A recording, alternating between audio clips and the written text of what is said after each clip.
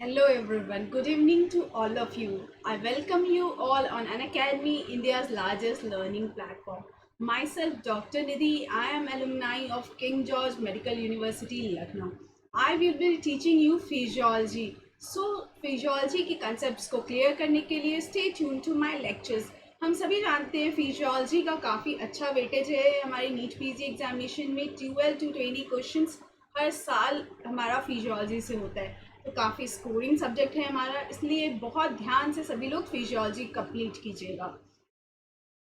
Before starting our topic let's see कि अनअकैडमी के क्या क्या बेनिफिट्स हैं। अनअकैडमी में रेगुलर डाउट क्लियरिंग बैचेस होते हैं जिसमें आपके हर सब्जेक्ट के डाउट्स क्लियर कराए जाते हैं।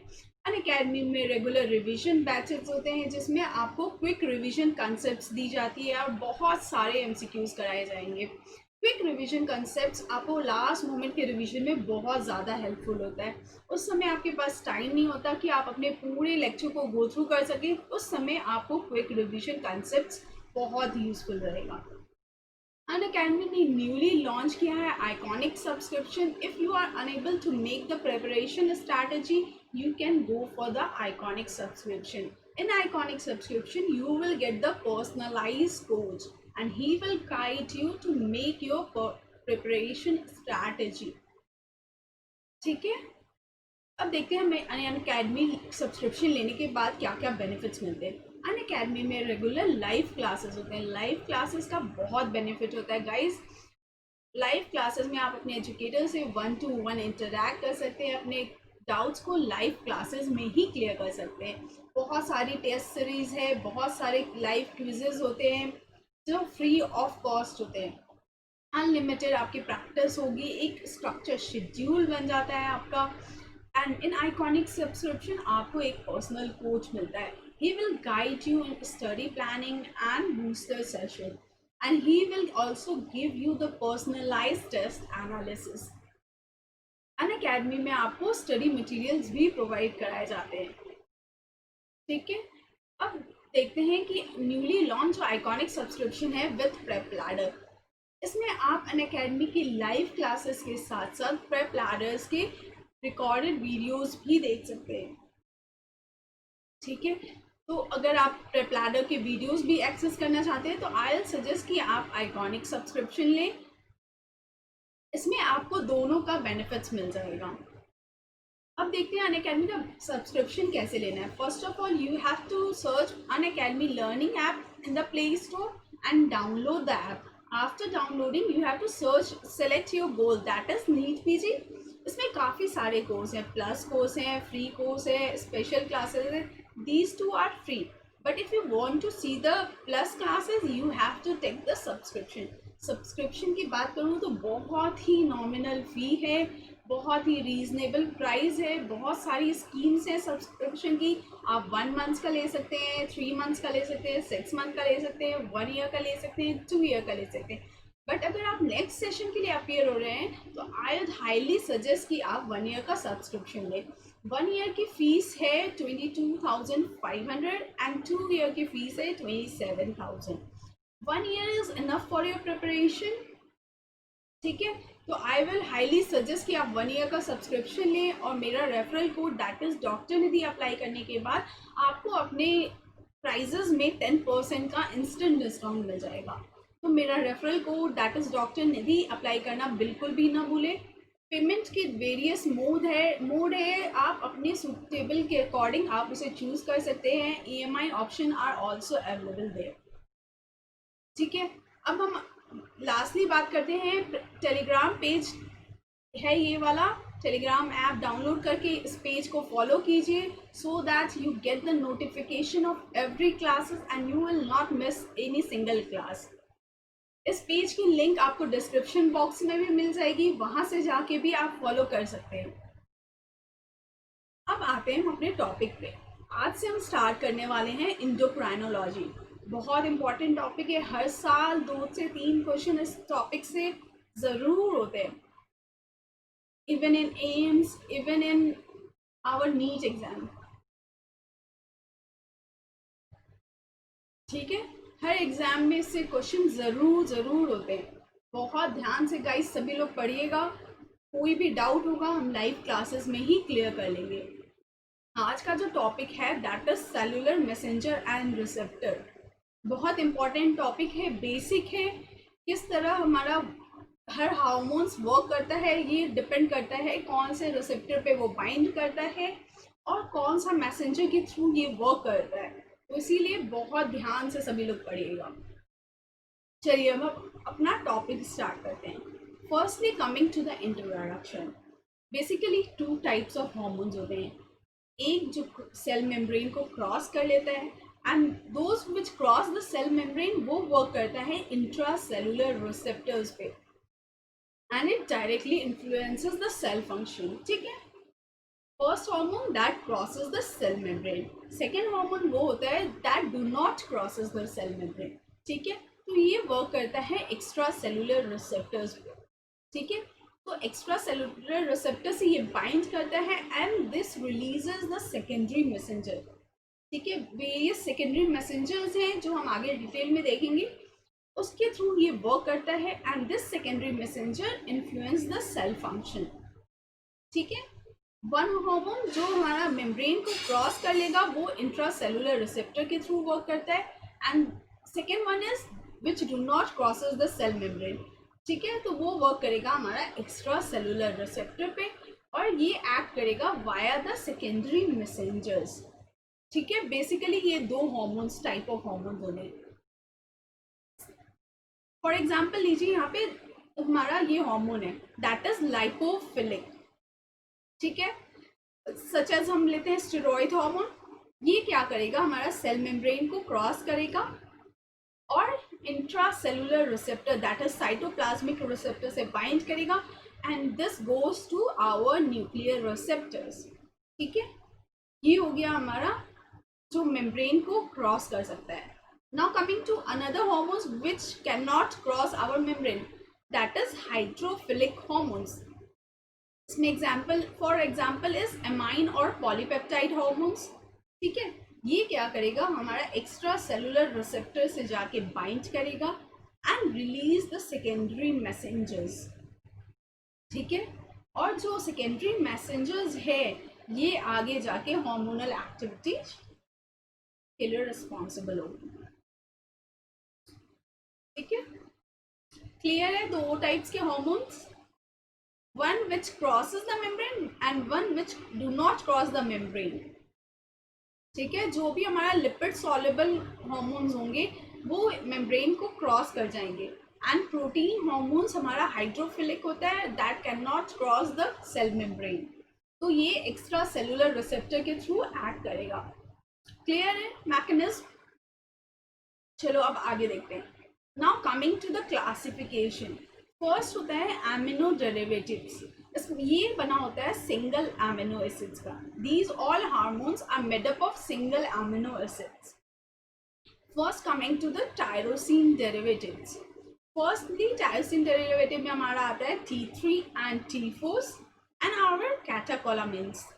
Catecholamines such as epinephrine, norepinephrine, dopamines, these all are tyrosine derivative.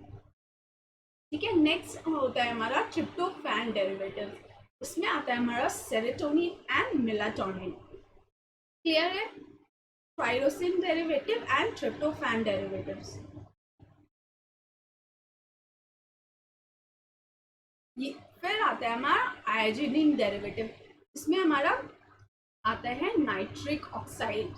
ठीक है, इसको हम एंडोथेलियम डेराइव्ड फैक्टर्स भी कहते हैं, एंडोथेलियम derived factors।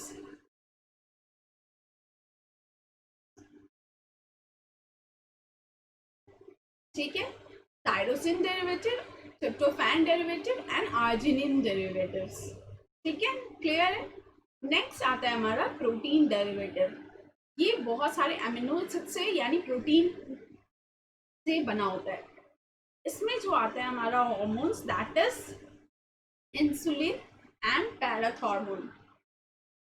ठीक है, इंसुलिन जो है वो 51 एमिनो एसिड्स का चेन होता है एंड पैराथॉर्मोन में 84 एमिनो एसिड्स का चेन होता है।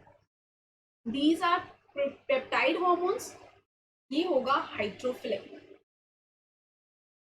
सो these can not cross the cell membrane, और ये वर्क करेगा via the extracellular receptors only. ठीक है, clear? Protein derivatives, amino derivatives. अब आते हैं हम कोलेस्ट्रॉल डेरिवेटिव्स। ठीक है, ये cholesterol derivative can cross the cell membrane and act through the intracellular receptors. ठीक है, कोलेस्ट्रॉल डेरिवेटिव्स में कौन कौन से हार्मोन्स आते हैं? Our aldosterone, our cortisol, oestrogen, progesterone and testosterone. ठीक है, याद रखना है सभी हार्मोन्स की कौन कौन से डेरिवेटिव्स है। Our aldosterone, cortisol, oestrogen, progesterone, testosterone, ये सारे कोलेस्ट्रॉल डेरिवेटिव है। It can cross the membrane, so इसके लिए इंट्रासेलुलर रिसेप्टर वर्क करता है। ठीक है, protein hormones can not cross the membrane, इसके लिए एक्स्ट्रा सेलुलर रिसेप्टर वर्क करता है। क्लियर है? अब नेक्स्ट आते हैं, दैट इज विटामिन हार्मोन्स। ठीक है, विटामिन डेरिवेटिव्स, इसमें आता है हमारा vitamin A and D. These two vitamin act like a hormones, they are fat soluble.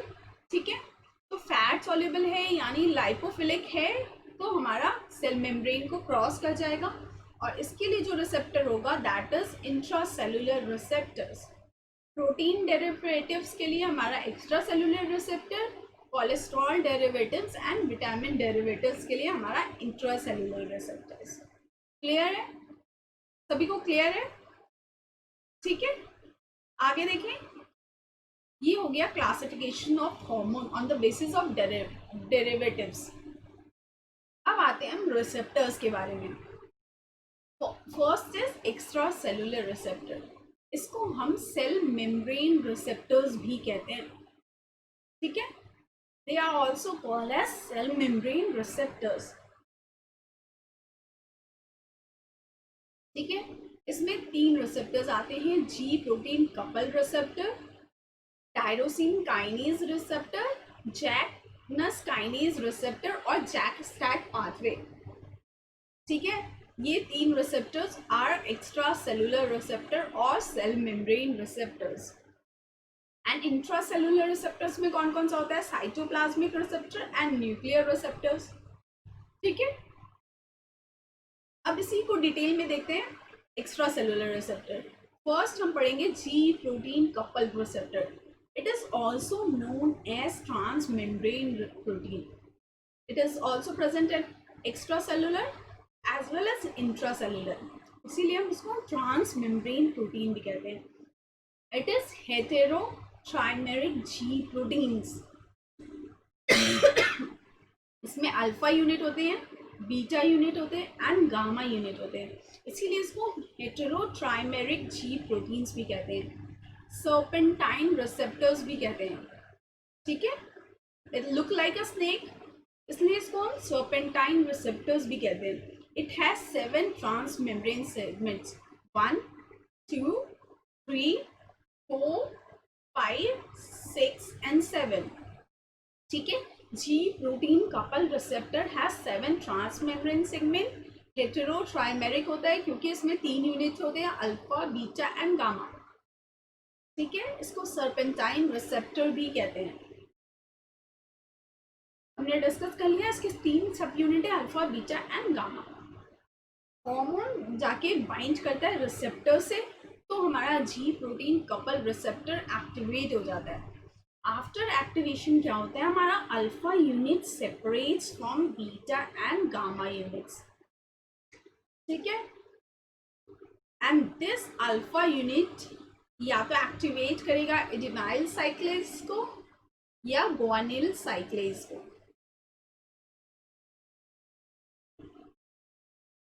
ठीक है, this alpha unit activates adenyl cyclase या guanylyl cyclase। क्लियर है? अब देखते हैं एडिनाइल साइक्लेज कैसे वर्क करेगा। सही में ये हमारा जी प्रोटीन कपल रिसेप्टर्स है, that is serpentine in nature. 7 transmembrane segments होते हैं इसमें, alpha unit, beta unit and gamma unit होता है।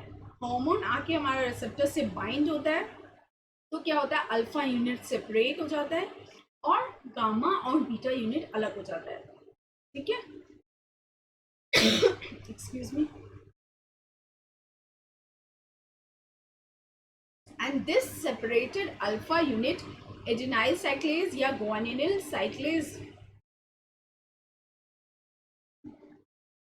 साइक्लेज को एक्टिवेट करता है, ठीक है। तो क्या होगा, ATP will converted into our cyclic AMP और GTP will convert into cyclic GMP, ठीक है।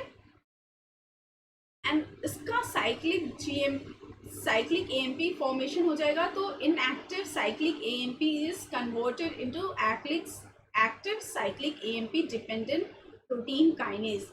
ये हमारा फॉस्फोरिलेशन ऑफ एंजाइम करेगा और देन हमारा एंजाइम हम हार्मोन एक्शन विल बी सोन, ठीक है। इस तरह हमारा G protein couple receptors work करता है, क्लियर है। हार्मोन जब बाइंड करता है तो अल्फा यूनिट सेपरेट हो जाता है, तो वो दो पाथवे को स्टिमुलेट करता है, गुआनिल साइक्लेज और एडिनाइलेट साइक्लेज। गुआनिल साइक्लेज से हमारा साइक्लिक GMP बनता है, गुआनिल एडिनाइलेट साइक्लेज से हमारा साइक्लिक AMP बनता है। And this activate the protein kinase, और ये protein activated protein kinase cause the phosphorylation of enzyme, ठीक है। हमारा फॉस्फोरिलेट हो जाएगा enzyme and hormonal action will be seen, ठीक है। इस तरह हमारा G protein couple receptor work करता है। एडेनाइल साइक्लेज अगर एक्टिवेट होगा, it will convert ATP to cyclic AMP and this cyclic AMP will activate the protein kinase and hormonal action will be seen, ठीक है। उसी तरह गुआनिल साइक्लेज जब activate होगा, it will convert GTP to cyclic GMP, ठीक है। And this cyclic GMP will activate the protein kinase और hormonal action is seen, ठीक है। जब hormone G protein couple receptor से वर्क करता है, तो इस समय hormone is our primary messenger और फर्स्ट मैसेंजर, ठीक है।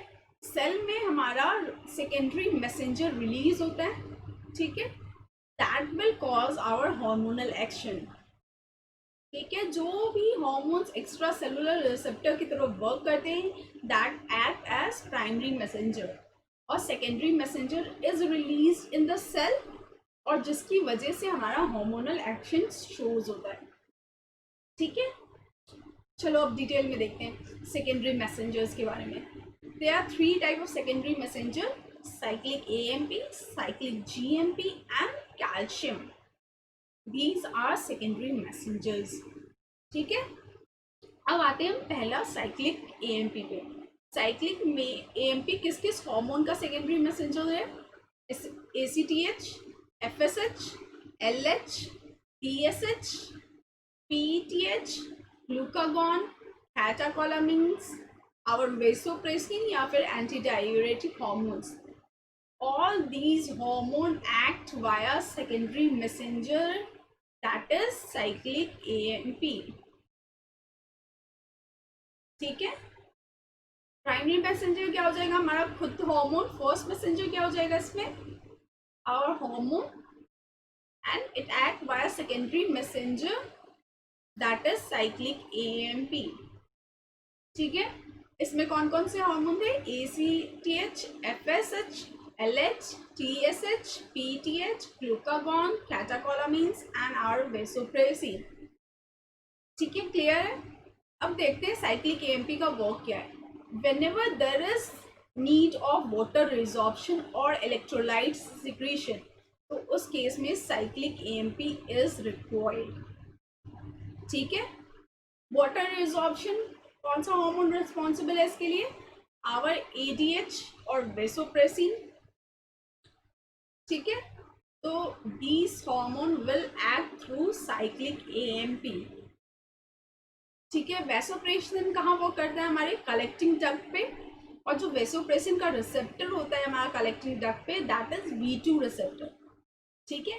वेसोप्रेसिन जाके बाइंड करता है V2 रिसेप्टर से और फॉर्म करता है साइक्लिक AMP, हमारा सेकेंडरी मैसेंजर रिलीज होगा, that is cyclic AMP, and this cyclic AMP is responsible for formation of our aquaporins two. ठीक है, दिस एक्वापोरिन 2 चैनल से हमारा वाटर रिजॉर्प्शन शुरू हो जाता है। ठीक है, वेसोप्रेसिन किस तरह एक्ट करता है? Vasopressin act to V2 receptors. ठीक है, ये बाइंड करेगा, हमारा ADH will bind to our V2 receptors, और सेल में हमारा cyclic AMP that is our secondary messenger का फॉर्मेशन होगा, and this cyclic AMP will cause the formation of our aquaporins two. ठीक है, ठीक है, और from this channels water resorption start.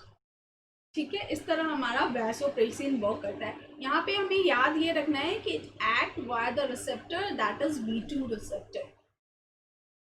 ठीक है, क्लियर है? वाटर रिजॉर्प्शन देख लिया हमने। अब आते हैं इलेक्ट्रोलाइट सिक्रेशन में हमें साइक्लिक एएमपी कब कब नीड होती है। whenever we need the electrolyte excretion, तो हमें साइक्लिक एएमपी सेकेंडरी मैसेंजर की तरह वर्क करता है। ठीक है, फॉर एग्जाम्पल कॉलेरा टॉक्सिन होता है, तो इंटेस्टाइन से हमारा क्या होता है? Calcium sodium chloride is lose in the stool. ठीक है, इस केस में हमारा जो साइक्लिक एएमपी है वो करता है। Next example is pertussis toxin. इस केस में क्या होता है? Our loss of electrolyte in the sputum. ठीक है, इस केस में भी साइक्लिक एएमपी इज रिक्वायर्ड। ठीक है, जब वाटर एब्जॉर्प्शन करना हो या इलेक्ट्रोलाइट सिक्रीशन करना हो, तो हमारा जो सेकेंडरी मैसेंजर रिक्वायर्ड होता है that is our cyclic AMP. ठीक है, क्लियर है? साइक्लिक एएमपी का वर्क क्या क्या है, कौन कौन से हार्मोन साइक्लिक एएमपी के थ्रू एक्ट करते हैं।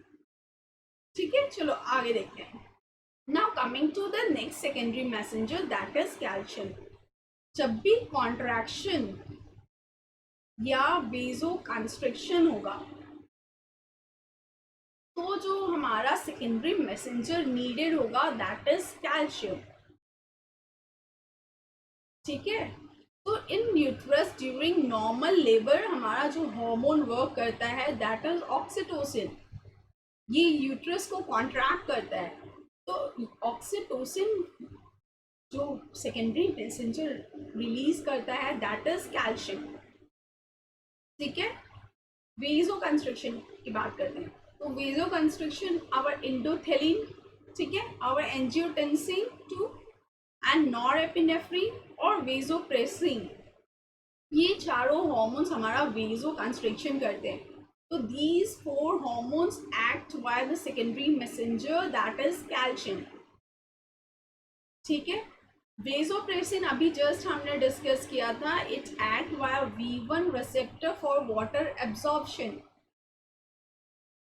Water reabsorption. ठीक है, वेजोप्रेसिन जब वाटर रीअब्जॉर्प्शन करता है तो वो वाया V1 रिसेप्टर करता है। In that cases it needs cyclic AMP। और वेसोप्रेसिन जब वेजो कंस्ट्रिक्शन करते हैं तो it act via V2 receptor, और इस केस में जो सेकेंडरी मैसेंजर रिक्वायर्ड होता है दैट इज आवर कैल्शियम। ठीक है, क्लियर है? V1 receptor and V2 receptor of our vasopressin या एंटी डायूरेटिक हार्मोन। क्लियर है? बहुत अच्छा टॉपिक है, बहुत ध्यान से सभी लोग पढ़िएगा। कैल्शियम कब रिक्वायर्ड होता है एज अ साइक्लिक एएमपी कब रिक्वायर्ड होता है, साइक्लिक जीएमपी कब रिक्वायर्ड होता है एज अ सेकेंडरी मैसेंजर्स।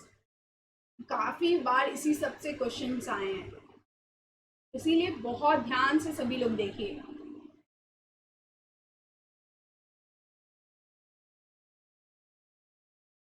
ठीक है, कैल्शियम क्लियर है सभी को? Now coming to the next secondary messenger that is cyclic GMP. Cyclic GMP कब कब रिक्वायर्ड होता है? whenever there is relaxation और वेजो कंस्ट्रिक्शन, वेजो डायलेशन, उस केस में हमारा साइक्लिक जीएमपी वर्क करता है। as a secondary messenger. Vasodilation or vasorelaxation, nitric oxide, our well known nitric oxide, ये क्या है, यूनिवर्सल डायलेटर है. It is universal dilator. ये हमारे ब्लड वेसल्स को भी डायलेट करता है, ये हमारे ब्रोंक्यूल्स को भी डायलेट करता है. It is universal dilator and it act via secondary messenger that is cyclic AMP. ठीक है.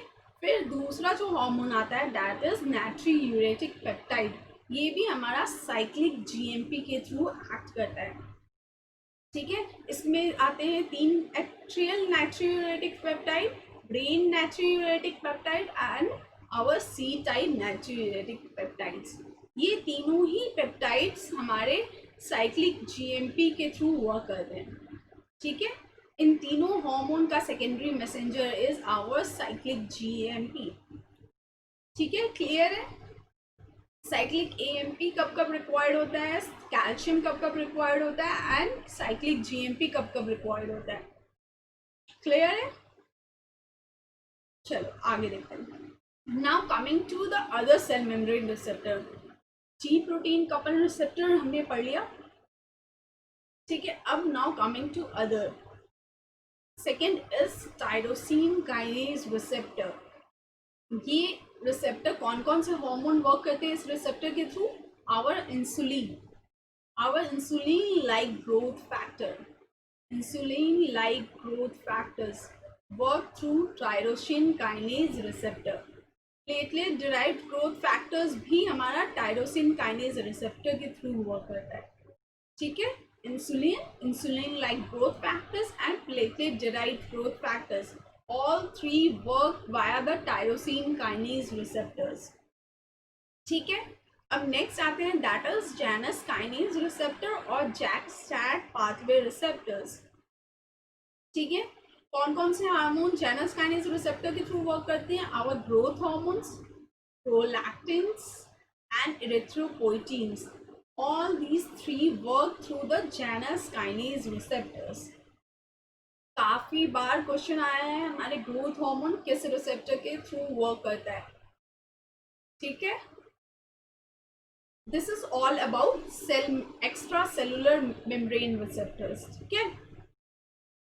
ये हो गया एक्स्ट्रा सेलुलर मेम्ब्रेन रिसेप्टर जो सेकेंडरी मैसेंजर के थ्रू वर्क कर रहा है. Now coming to intracellular membrane receptors. Before coming to this topic, last topic is down regulation of receptors. कब रिसेप्टर की एक्टिविटी कम हो जाएगी? First, internalisation. रिसेप्टर्स हमारा सेल के अंदर चला जाए और डिस्ट्रॉयड हो जाए, दैट इज इंटरनलाइजेशन.